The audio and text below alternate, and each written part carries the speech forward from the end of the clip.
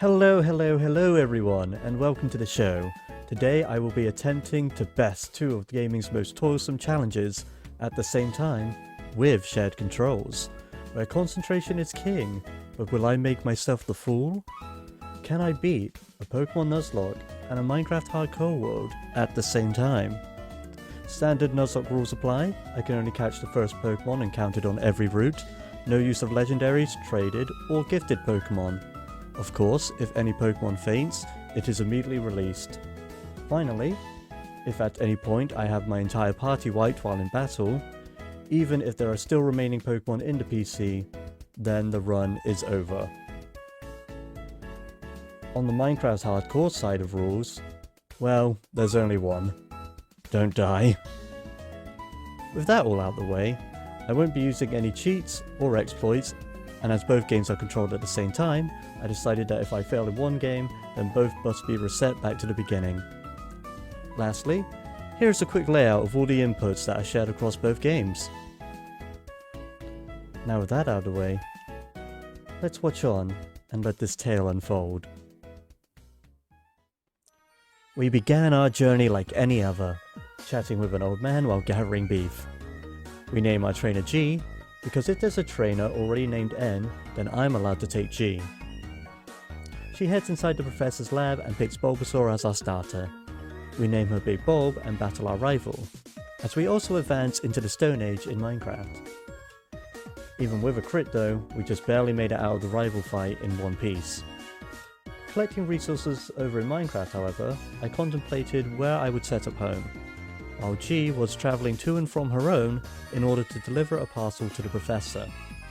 With the delivery completed, we head out with some newly acquired Pokeballs and catch ourselves a Rattata, Pidgey, and a Oh. Never mind. Big Bulb decided against that. Big Bulb, we needed that. Diving down into the depths of a nearby cave, we went mining for more resources as G found herself stumbling through Viridian Forest. Across our exploration and training, Big Bulb reached level 10, as I began suiting up in iron armor. Discovering lights dangling down from the roof, I explored a wide cavern within the cave, finding many more supplies, although this in turn had grabbed the attention of mobs that lingered close by. Are you? Oh, look at him! Oh!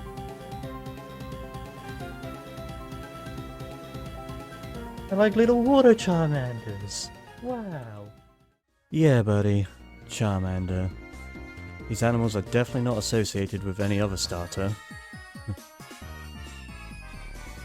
I began training Pidgey, named Pondering, as I finished up crafting a full set of iron armor, which will definitely come in handy as we continue exploring the underground.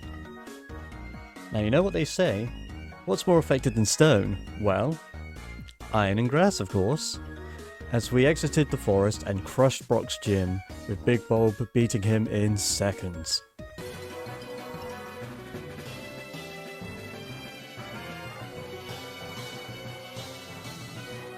Level 12 versus a level 13. You know what, we're not even going to bother with the Leech Seed, we're just going to hit it with that 4x... Whoa!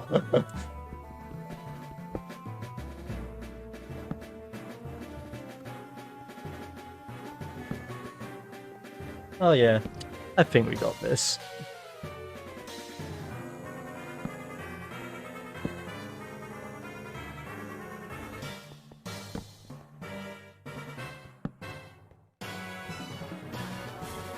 Yep, yep, we did.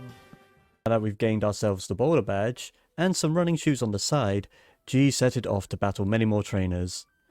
Heading in to find a cave of her own. Big Bulb evolves, as I face down some dangers within the cave, myself.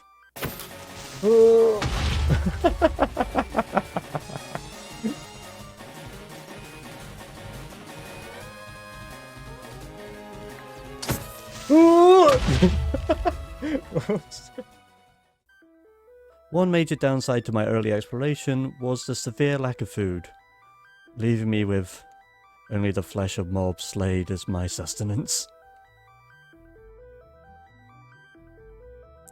Curiousness had drawn me in to these mysterious blue flickering lights around me. I wandered over to investigate, only to chicken out moments later. I returned to the surface in search of food as G headed into Mount Moon, adding Susan the Subat to our team. Finding more beef, battling through rocket grunts, and stumbling into a mineshaft, I find myself in a sticky situation with a pesky skeleton. Yeah, that's what you get.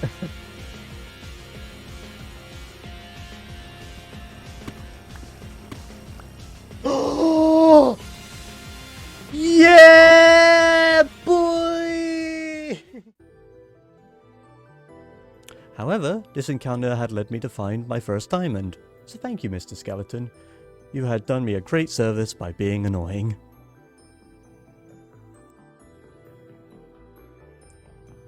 We found more shiny blue rocks, while G beat a nerd so hard in battle that he gave us a fossil. Exiting Mount Moon, D darts into the nearby grass and adds yet another all-important member to the team. Bottleneckings, because we already got poison type. God! Ah! Alright, at least have Intimidate. Okay, I'll take it.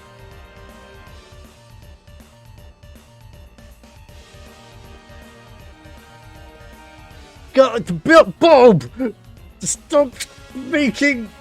Oh, stop making up. Yeah.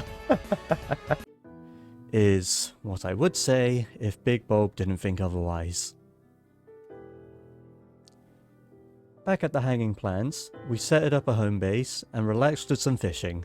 All the while, G took on our rival Green once more. Unfortunately, due to some poor thinking on my part, this would lead into the first casualty of the run. Rest in peace, Susan the Subat.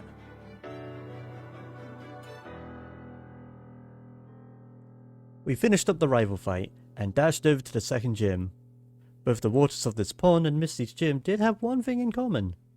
Both were made easy to reap the spoils, as Big Bulb takes down the Cerulean City gym without issue. Happening upon a large lake within the cave, I fought off many mobs. In return, we received iron, gold, but most importantly obsidian. Over in Kanto, G passed Nugget Bridge, with the newly evolved Pondering by her side. Leaping into the grasses to catch a rare find. Okay, wait a minute. I heard you down there. Where are you? Alright, Pondering. Don't, why? Why do you... Why? Why does every Pokemon I have just keep making encounters faint? Stop it, stop creating them. Come on. Never mind. We then help some dork get out of his Pokesona dilemma as we finish up in the watery depths in Minecraft. G headed south and found a new cave to explore, while we traversed the same mine as we did before.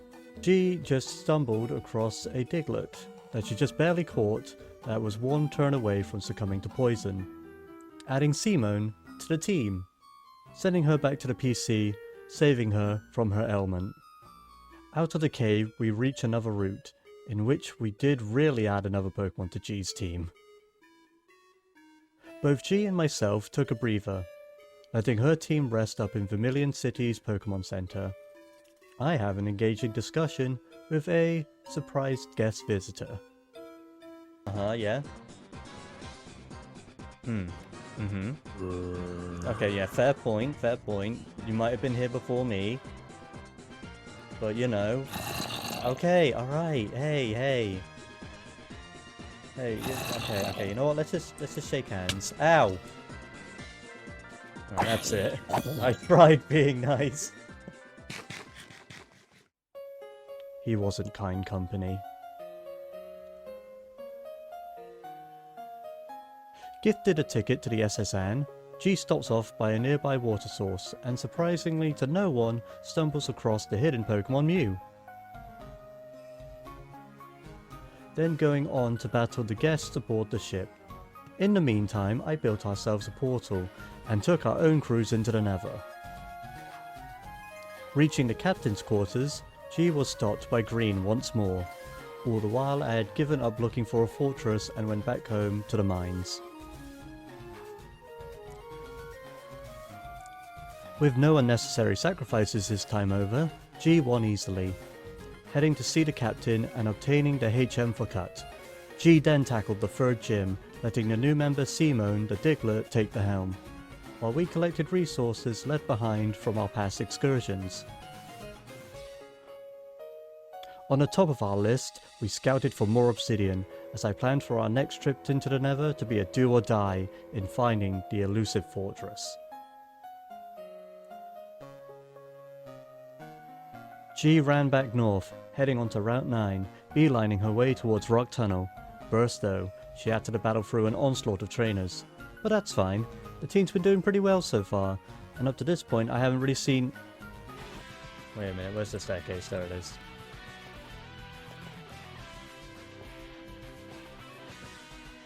Up.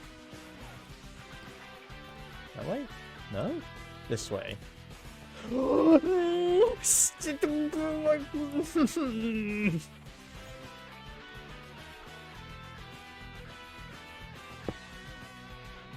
Every time I take my eyes off them for a moment, and they go and... Damn it. Overconfident and focusing on Minecraft, I took my concentration off of the ongoing battle, and I didn't see the dire situation I had put Simone in. A continuing issue that I've had with this challenge, as many past Pokemon in a previous playthrough I've done with this rule set, have died due to my lack of focus. The fact that we're 3 gyms in, and this is the first incidence of this, is both a blessing, but also a shame, as that it had to happen to Simone moments after taking down the 3rd gym. Rest in peace. Once saying goodbye at the Pokemon Center, we quickly replaced Simone with an Ekans from Route 10 and a Geodude found within the tunnels, as I plunged back into the Nether until I could find a fortress. Over the course of an hour, I wandered in both games, lost and afraid, G bumping into many walls, occasionally crossing paths with another trainer. Meanwhile, I fought off Gaffs, Magma Slimes, and crossed pools of lava until I stumbled across it.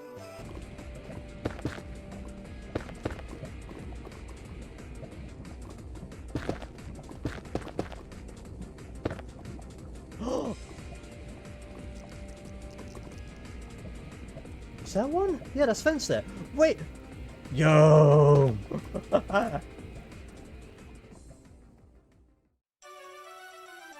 Without hesitation, I dug out a small nook into the walls and placed the Nether portal. Heading through it, I looked out at the face of our new home. This was definitely not what I was expecting. Unfortunately, I had ended up in the middle of the ocean at the dead of night. But on the other hand, we were fortunate to have happened across one of the rarest biomes in the game. One that would come with many benefits to this run. The main reason why this biome is perfect for this challenge? Well, only mushrooms can naturally spawn on this island, meaning that outside of a few odd appearances, we shouldn't have to deal with any hostile creatures. Alongside this comes the plentiful amount of mushrooms roaming the grounds. This will lead to the lack of food and hunger problems that have been plaguing this run to be a thing of the past. Building a bridge from blocks collected from the Nether, we reach our new home. All the while, Big Bulb finally evolves into Venusaur. Trainer after trainer tried to stop G's pursuit for the exit, but not a single one managed to beat her down. Returning to our first base to gather up all the important items that we had left before, we are sure to also grab a companion to bring with us. Can I not take that specific one? Where are the others? There they are. You. Hey. Their name will be Charmander. On our way back to the island, G finally reaches the exit. Hey, and just like that, I'm finally out of Rock Tunnel. Now to just get past all these trainers so I can heal the team.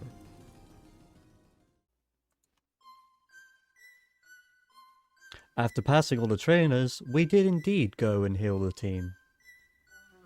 Stocking up on items in Lavender's Pokemart, I was faced with some unwanted company over on my new Minecraft island. A looming of phantoms had spawned above due to my lack of sleep. Spending my night fighting these creatures, I took a look around the island before boating out to grab some saplings from the neighbouring cliffside. To my surprise, a village sat alongside a river. This was perfect, collecting more food, resources, and even planning to bring some new friends beyond the sea. After being spooked by a familiar face. Oh, I could grow these on the island as well. Ooh, okay. Wait, Buster, did I heal you or not? I'll be honest. Hello again.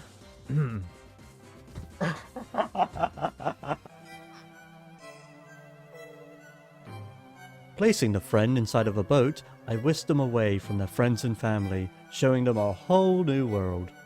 Though trouble struck as we hit the shores, as a faint clicking noise passed me by, over and over. Spawning from the ocean, yet another unwelcome guest stood on my island. However, I was sure to deal with it in a brave and bold manner. I hid in a hole until I found an opening. Then I rushed to bed and slept away my issues, and let the morning sun deal with the rest.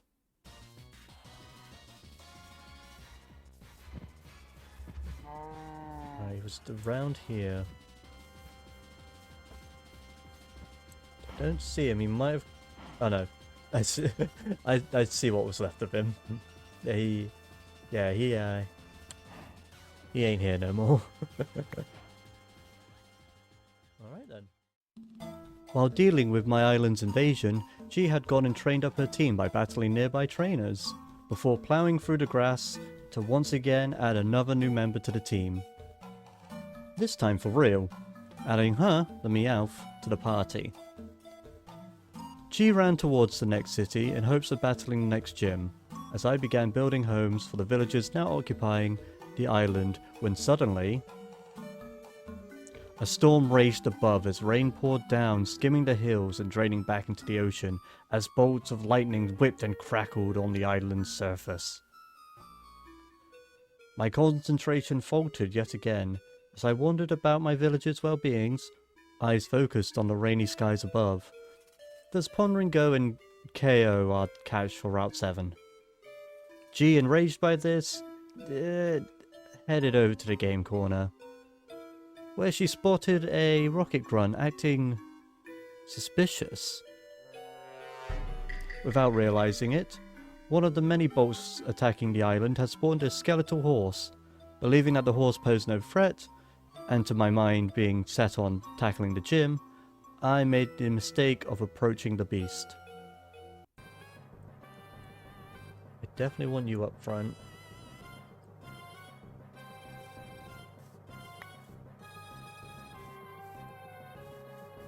Alright, are you friendly? Oh, no! No, no, no, no, no, no, no, no, no, no, no, that's not fair!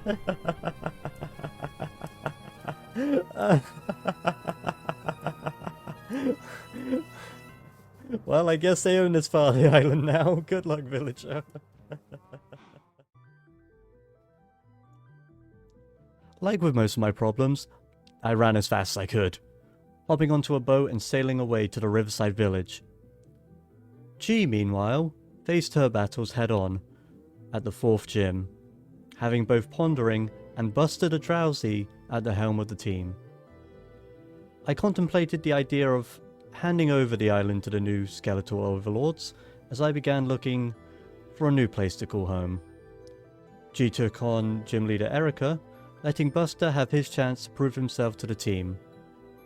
We had to switch over to Pondering, however, not to risk losing another teammate. Claiming victory and obtaining the 4th badge, I took a rest at the hillside village that I had come across on my disheartening journey. The next day, G and Buster, the now Hypno, go to deal with the irksome Rocket Gang. As for my Minecraft adventure, well, we take our time returning to the riverside, grabbing another villager in hopes that the skeletons might have just left.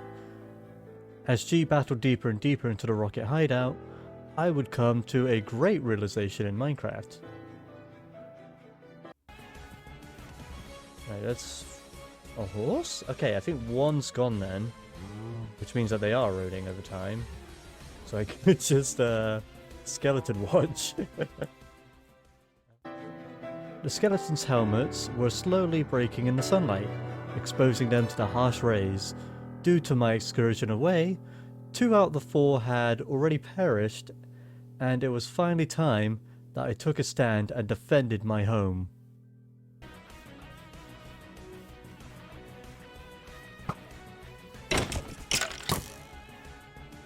Oh my god. Okay. Okay. He took out every grunt in the building, reaching the office of the boss, Giovanni. After defeating him, G goes and picks up the Sylph Scope and makes her way over to Lavender Tower. She defeated our rival, then with the help of the Meowth, lighting every spirit back into the afterlife, we reached the top and saved Mr. Fuji. I would then finish making my many farms, eliminating my hunger forever. Mushroom-turned cows, berry bushes planted across the land, and patches of soil tilled for crops, with a lovely little stream for Charmander to play in. G received the poker flute and dashed off to show her musical talents to a nearby Snorlax.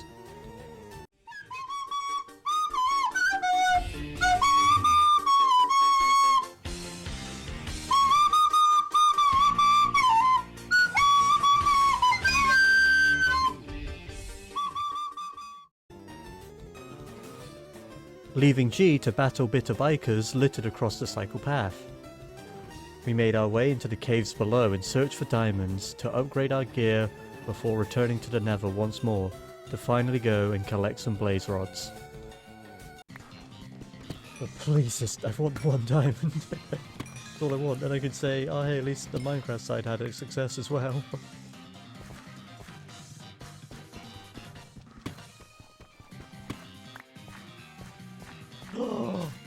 And just like that, my answers have been... My answers have been prayed. No. Oh, and evidence. My answers were indeed prayed on this day. Scooping up more diamonds, and the whole run itself was going smoothly once more. Yeah. But that's going to take so... Oh my...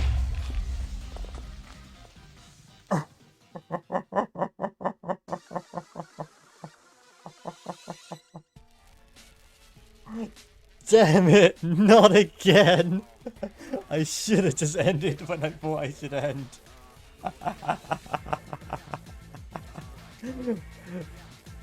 Well...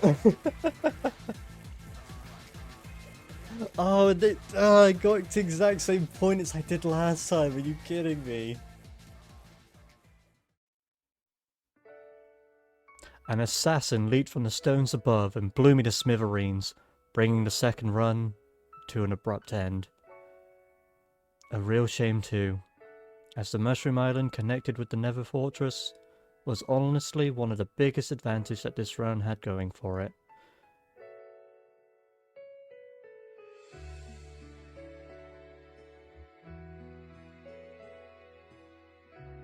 Reflecting on this challenge, I wonder if I would have survived the blast even with 1 piece of iron armor equipped. Would holding a shield have protected me from the blast, even if the creeper had blown me up from behind? Honestly, I don't know. As for G, she didn't have too many deaths in the run, just the 2. However, the constant crits on wild encounters did leave our usable pool of Pokemon rather low. Though the team we did have felt balanced, enough that it could have even made it the whole way. Unfortunately, on this occasion I was not able to beat a Pokémon Nuzlocke and Minecraft Hardcore World at the same time. But you know what they say? Third time's the charm. I will be planning to return to this challenge in the near future, this time bringing along a left behind friend. If you found this video enjoyable, please let me know by leaving a like or a comment below. As a budding channel, any support or advice would be greatly appreciated.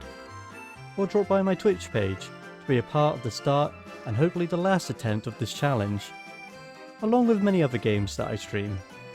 Until then, thank you so much for watching, and I hope you enjoyed the show.